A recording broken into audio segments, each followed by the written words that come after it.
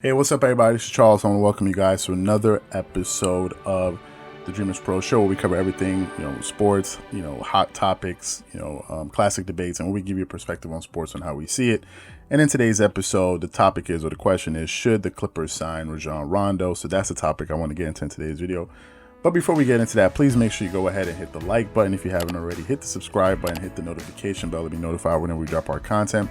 Be sure to subscribe to our Dreamerspro Short Clips channel, which we have linked in the description below. And check out the Dreamerspro Podcast, which is also linked there. So with that being said, let's just get straight into the content here. So we're talking about off-season moves for the Clippers. And we're going to be asking the question, should they sign Rajon Rondo? Okay, so let me just tell you where this is coming from.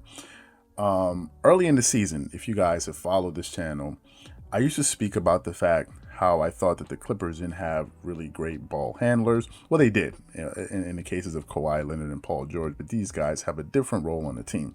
We're talking about their point guards. Now, one of their point guards is Patrick Beverley. The issue with Patrick Beverley is the main issue with him is that he's never really been fully healthy all last season. He was in and out of the lineup, even especially in the playoffs, or they went for stretches in the playoffs for not having him there, right? But what he does bring is great, the defensive tenacity. He's a great vocal guy on the court.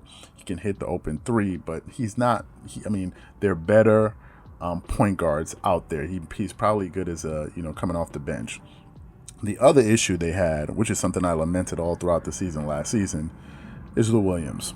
Okay, Lou Williams plays the point guard position, and he's probably, I think he's won the most Sixth Man of the Year awards in NBA history. I think he's the highest scoring bench player in the history of the NBA, so at least that's what I've heard. However, the problem with Lou Williams is this, and I've seen this all throughout the season last season. Lou Williams has, he has this, let's say, he's prone to turning the ball over at ill-advised times, right? You'll see him, the team will be going on a run, and he would just make a bad pass. And a lot of the times, he likes to telegraph his passes, which the defense could read very well, and he just have turnovers, number one. Number two, he's not really good on defense, right? And when you have him out there, you have a one-dimensional player. He's really out there for offense, right?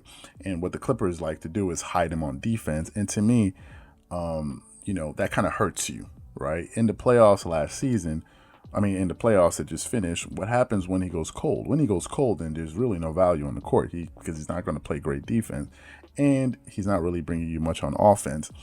And at the end of the season, most people were talking about, do the Clippers need to get a better ball handler? In this case, a better point guard, somebody that can run the offense, because Kawhi Leonard was the one pretty much running the offense. They ran the offense through him, and he's a great playmaker, but, Kawhi is also asked to play great defense, score, and do other things. So, he was doing it, but his usage rate just went through the roof. And if they were using him more as a finisher and finishing plays, catching a live ball and going to work with that, it would have been much better for him. Sort of like what you saw with the Toronto Raptors last season, when they had great point guards in Kyle Lowry and Fred VanVleet. So that's one thing that I think they needed to address in getting a better ball handler. Now, if we look at Rajon Rondo is a two-time NBA champion, right? He's won with the Boston Celtics, and he's won now with the Los Angeles Lakers, but he's also been on two first defensive teams. And he's been on 4 defensive teams, 2 first and 2 second defensive teams. He led the league in assists 3 separate times, right? So Rajon Rondo can just flat out distribute the ball. He's known to be one of the smartest point guards pretty much ever, and he led the league in steals in 2010. Now, if we look at his playoff numbers, because really what we're looking at, we're not asking the question of whether or not the Clippers are going to make the playoffs. They're going to make the playoffs next season. We're looking at the impact this person can have in the playoffs. Now, funny enough, Rajon Rondo, for his career, right? This is quite interesting. For his career, he averaged 10 points, 1.7 steals, 8.3 assists, and 4.7 rebounds for his career. And I think he shoots 45% from the field and 31% from the three-point line. However, in the playoffs, his playoff averages for his career is actually 13.3 points a game, 1.8 assists, 1.8 steals, 9 assists, 5.9 rebounds, and he shoots 32% from the field, from the 3-point line, and 45% from the floor. Essentially, what these numbers tell you is that Rajon Rondo is a better player in the playoffs. He's much better when the games matter more, which is quite interesting, but that's Rajon Rondo. And you saw his impact that he had with the Lakers, for this championship run. He pretty much played all, in the finals, he pretty much played all the available minutes, and you saw his impact. Rajon Rondo knows exactly when to score and when to distribute. He has great size, and he can play great defense. Now, the only caveat with Rajon Rondo is this. He can be a little bit temperamental, right? And if you put him in a team like that, without a really clear leader, things can go awry. That's why the Clippers need, a bona fide leader on the team. So even if you bring in difficult personalities, things won't go crazy. For example, think of the Michael Jordan Chicago Bulls. Excuse me.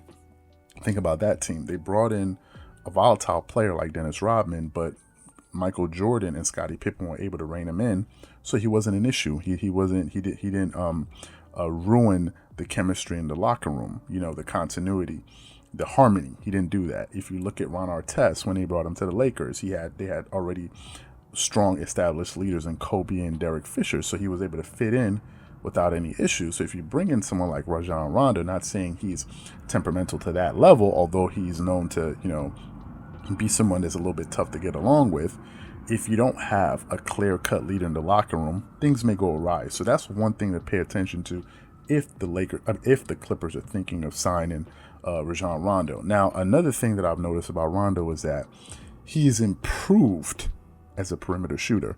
Early in his career, Rajon Rondo was not such a great shooter from the three and from the mid-range. He just wasn't. But as time has gone on, he's really, really improved as a knockdown shooter, and you guys saw that on full display in the playoffs this season. So for me, I think if they're able to sign him, which I don't know, but I think if they're able to sign him, it will work wonders for them. And if he can remain healthy, I think now you have a solid starting point guard with championship experience that can play great defense, hit open shots, but most importantly, run an offense to perfection, right? If they're able to sign him. So that's one thing, because I think he only signed a 1-year deal with the Lakers. Secondly, are they going to be able to also get Dwight Howard? I just want to touch on it. He wasn't part of this video, but I think it's important.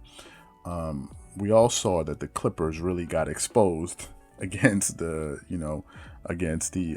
Denver Nuggets because they just didn't have a very good defensive big. And Dwight Howard is one of the best, let me repeat, one of the best big men ever, especially from the defensive end of the floor.